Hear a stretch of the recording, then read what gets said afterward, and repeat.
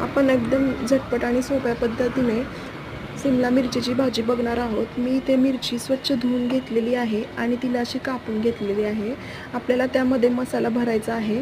आता आपण मसाल्यासाठी लागणारं साहित्य बघूया। अद्रक, लसूण, कोथिंबीर घेतलेली आहे मी, तसेच तेल, शेंगाचा कूट, धने पावडर आणि आपल्या रोजचा घरगुती मसाले मी घेतलेले आहेत। अगदी सोप्या पद्धतीने होणारी अशी ही रेसिपी आहे।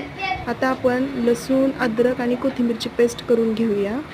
ती पेस्ट केल्यानंतर आपण एका ताटामध्ये कूट घेणार आहोत। शेंगाचा कूट घेतल्यानंतर त्यामध्ये आपण जी पेस्ट केलेली होती अद्रक, लसूण आणि ह्याची पेस्ट अद्रक कोथिंबीरची ती घ्यायची आहे। त्यामध्ये हळद, काळं तिखट, लाल तिखट तुमच्या आवडीनुसार तुम्ही कमी जास्त प्रमाणात घेऊ शकता। जसं तुम्ही तिखट खाता त्यानुसार तुम्ही घ्या। त्याच्यात थोडेसे धने पावडर, गरम मसाला आणि मीठ मी टाकून घेतलेला आहे। आता हे सगळं आपण एकत्र करून घेणार आहोत। हे सर्व मिश्रण एकत्र केल्यानंतर आपण ते कापून घेतलेल्या सिमला मिरचीमध्ये आपण ते भरायचं आहे। बघू शकताय तुम्ही अशा प्रकारे मी यामध्ये पूर्ण मसाला भरून घेतलेला आहे। आता मसाला भरल्यानंतर मी गॅसवर कढई तापत ठेवली होती। त्यामध्ये आपण आता तेल घालूया। तेल चांगलं गरम झाल्यानंतर आपण मसाला भरलेली मिरची त्यामध्ये घालूया। मिरची चांगली फ्राय करून घ्यायची आहे। आपल्याला चांगली लालसर तेलामध्ये तळायची आहे, भाजून घ्यायची आहे बारीक गॅसवरती। तुम्ही बघू शकता मी बारीक गॅसवरती तिला चांगली भाजून घेतलेली आहे आणि झटपट अशी होणारी आणि लहान मुलांना आवडणारी अशी ही रेसिपी आहे। तुम्ही एकदा नक्की करून बघा, सर्वांना आवडेल आणि कमी वेळात होणारी अशी ही भाजी आहे।